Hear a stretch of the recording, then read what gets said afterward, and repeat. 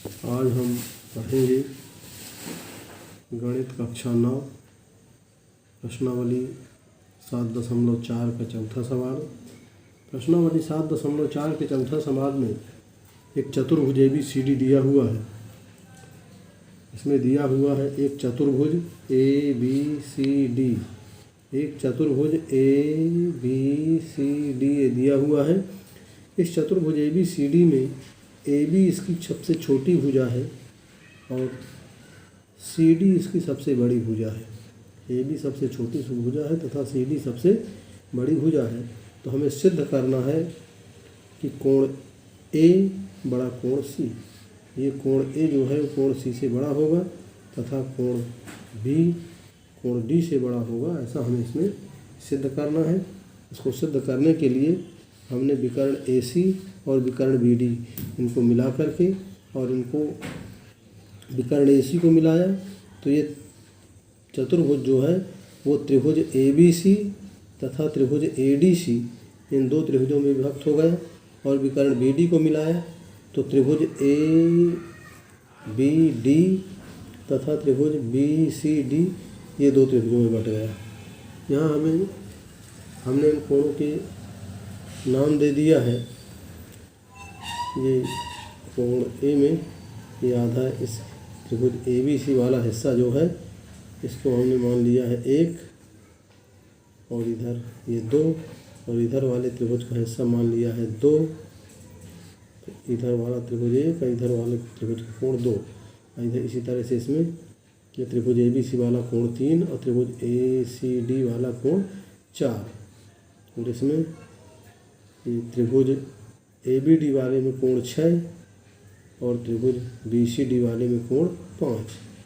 त्रिभुज ABD वाले में कोण 8 और त्रिभुज BCD वाले में कोण 7। इस तरह से हमने इनकी नंबरिंग कर लिया ताकि थोड़ा सा लंबा चौड़ा कोण लिखने से बचत मिले। हमें यहाँ पर विकर्ण AC और BD को मिला ही चुके हैं। विकर्ण AC तथा BD को मिलाया। उत्पत्ति में AB चतुर्भुज ABCD की सबसे छोटी भुजा है।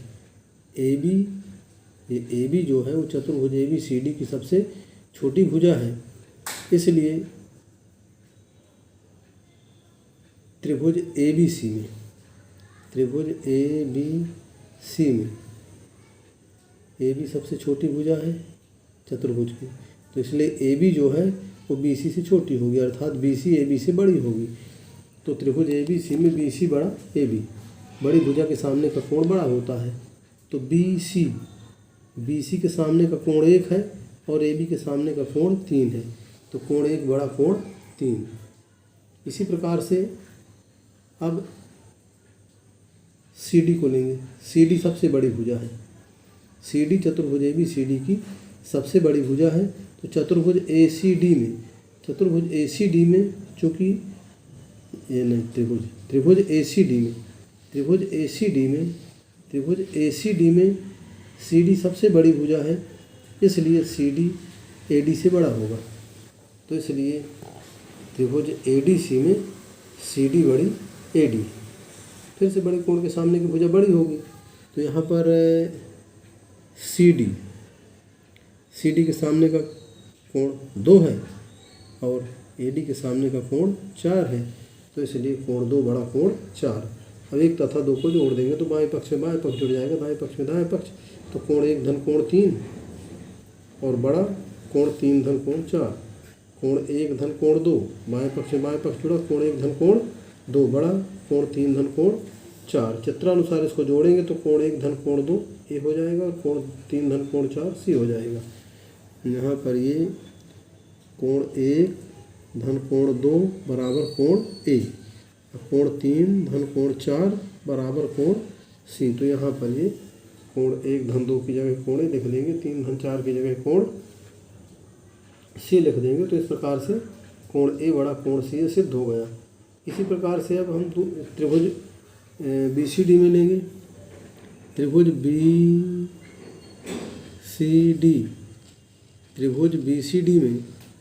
BCD में चूँकि सी डी चतुर्भुज की सबसे बड़ी भुजा है, सी डी चतुर्भुज की सबसे बड़ी भुजा है, इसलिए सी डी बी सी से बड़ी होगी। तो सी डी बड़ा बी सी, इसलिए सी डी बड़ा बी सी। तो बड़े कोण के सामने की भुजा बड़ी होगी, तो सी डी के सामने की भुजा है सी डी, सी डी के सामने का कोण, सी डी भुजा के सामने का कोण 5 है और बी सी के सामने का कोण 7 है। तो कोण 5 बड़ा कोण 7, इस प्रकार से ये कोण 5 बड़ा कोण 7 मिल गया। अब त्रिभुज ए बी डी में लेंगे त्रिभुज ए बी डी। त्रिभुज ए बी डी में ए बी सबसे छोटी भुजा है, तो ए बी सबसे छोटी भुजा है, इसलिए ए डी ए बी से बड़ी होगी। तो ए डी ए बी से बड़ी होगी तो ए डी के सामने का कोण है 6, ए बी के सामने कोण 8, तो कोण 6 बड़ा कोण 8। तो त्रिभुज ए बी डी में ए डी बड़ा ए बी, इसलिए कोण 6 बड़ा कोण 8। अब इसको 3 और 4 को जोड़ देंगे, 3 और 4 को जोड़ देंगे तो बाएं पक्ष जुड़ेगा, तो 5 धन 6 बड़ा 7 धन 8, ये जुड़ जाएगा इधर।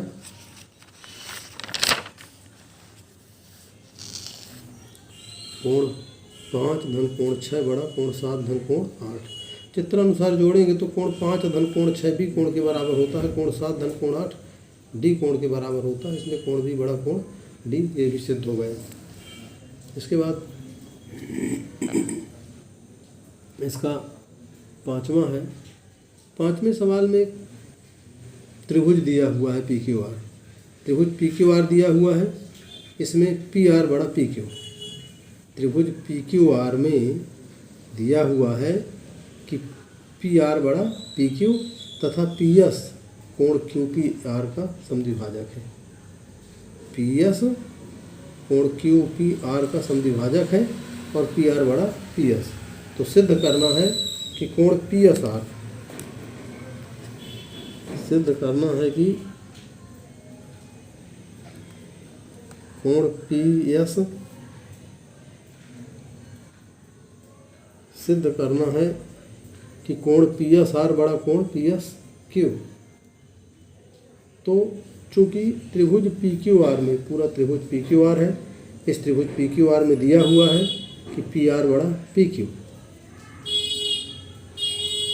त्रिभुज पी क्यू आर में पी आर बड़ा पी क्यू, तो बड़े कोण के सामने की भुजा बड़ी होती है, तो बड़ी भुजा के सामने का कोण बड़ा होता है। तो त्रिभुज पी क्यू आर में चूँकि पी आर बड़ा पी क्यू, बड़ी भुजा के सामने कोण बड़ा होगा, तो पी आर भुजा के सामने कोण क्यू है और क्यू भी भुजा के सामने कोण आर है, तो कोण क्यू बड़ा कोण आर।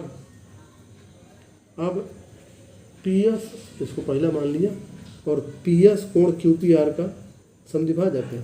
ये पी एस जो है, पी एस कोण क्यू पी आर का समद्विभाजक है, इसलिए पी एस जो है इस कोण क्यू पी आर को 2 भागों में बांटेगा, तो कोण क्यू पी एस बराबर कोण आर पी एस।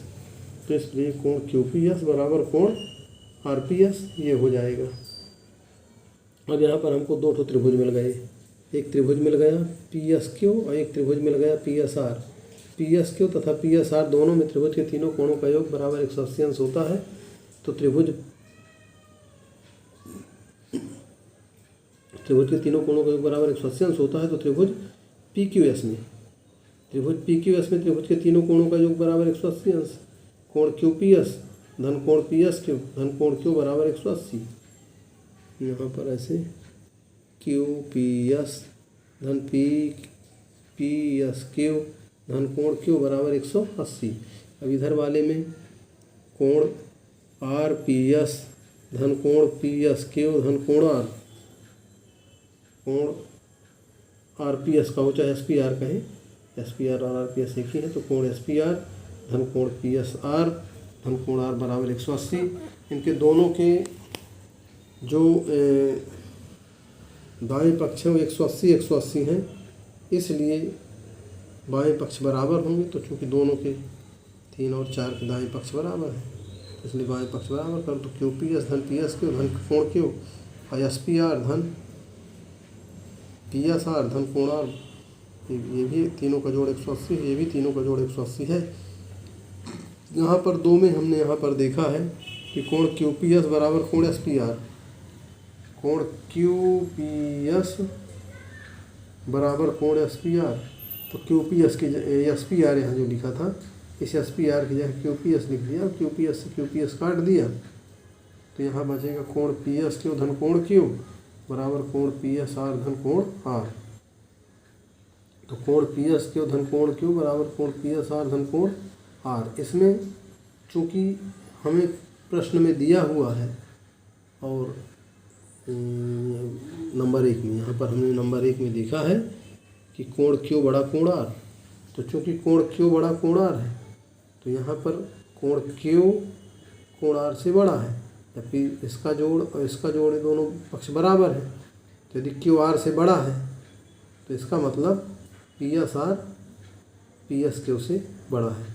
यदि इधर वाला क्यू इधर वाले आर से बड़ा है तो इधर वाला पी एस आर इधर वाले पी एस क्यू से बड़ा होगा।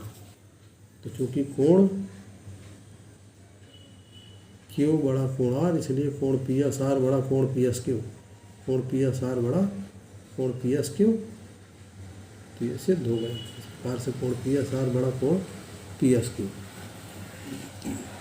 इसके बाद इसका छठवां देखेंगे। इसके छठवें सवाल में है कि कोई रेखा दी हुई है और उस रेखा के बाहर कोई बिंदु दिया हुआ है, तो उस बिंदु से रेखा तक जितने रेखाखंड खींचे जा सकते हैं उनमें लंब सबसे छोटा रेखाखंड होता है, ऐसा हमें सिद्ध करना है। तो दिया है एक रेखा ए बी, कोई रेखा ए बी है और इसके बाहर कोई बिंदु पी दिया हुआ है। कोई रेखा ए बी दी है और इसके बाहर कोई बिंदु पी दिया हुआ है। बिंदु पी से रेखा ए बी तक, बिंदु पी से रेखा ए बी तक P M P N P S P R इत्यादि रेखाएं खींची गई हैं और भी रेखाएं खींची जा सकती हैं इस बिंदु पी से ए बी तक। तो इनमें ये रेखाखंड खींचे गए हैं। इसमें खासियत यह है कि पी एम लंब है। बिंदु पी से P R P M P N P S इत्यादि रेखाखंड खींचे गए हैं, लेकिन लंब इसमें पी एम है, क्योंकि बाह्य बिंदु से किसी भी रेखा पर केवल एक लंब खींचा जा सकता है और वो लंब है पी एम। तो हमें सिद्ध करना है कि ये लंब पी एम इसमें सबसे छोटा रेखाखंड होगा। तो त्रिभुज पी एम एन में त्रिभुज पी एम एन में पी एम लंब ए बी, क्योंकि त्रिभुज पी एम एन में पी एम जो है वो ए बी पर लंब है, पी एम लंब ए बी। तो इसलिए कोण पी एम एन बराबर 90 अंश, लंब का मतलब 90, तो कोण पी एम एन बराबर 90 अंश। इसी प्रश्नावली के पहले सवाल में हमने देखा है कि समकोण त्रिभुज में कर्ण सबसे बड़ी भुजा होती है। तो समकोण त्रिभुज पी एम एन में पी एन समकोण के सामने की भुजा है, इसलिए इस त्रिभुज पी एम एन का कर्ण पी एन होगा और इसलिए पी एम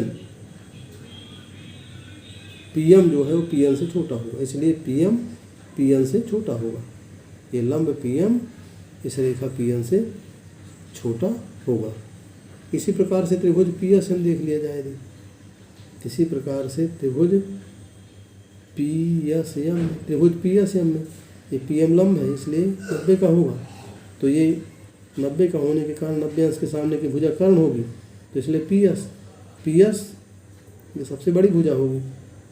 तो पी एम छोटा पी एस, इसलिए पी एम छोटा पी एस। इसी प्रकार से पी एम छोटा पी आर। तो इस प्रकार से ये रेखा बिंदु पी से, इस प्रकार से बिंदु पी से इस रेखा ए बी तक जितने लंब खींचे जाएंगे या जितनी भी रेखाएं खींची जाएंगी, बिंदु पी से रेखा ए बी तक जितनी भी रेखाएं खींची जाएंगी उनमें ये पी एम सबसे छोटा ही रहेगा। तो ये पी पर स्थित अन्य जितने भी बिंदु हैं उन सब पर यही बात लागू होगी, यानी कि पी एम सबसे छोटा रेखाखंड है। इससे सिद्ध होता है कि पी एम सबसे छोटा रेखाखंड है। अतः रेखा के बाहर किसी बिंदु से रेखा पर जितने भी रेखाखंड खींचे जाते हैं उनमें लंब सबसे छोटा रेखाखंड होता है। इस प्रकार से हमने ये प्रश्नावली 7.4 के चौथा, पाँचवा और छठवां सवाल देखे। इस प्रकार से ये अध्याय समाप्त होता है। आगे के अध्यायों के लिए फिर आगे देखेंगे।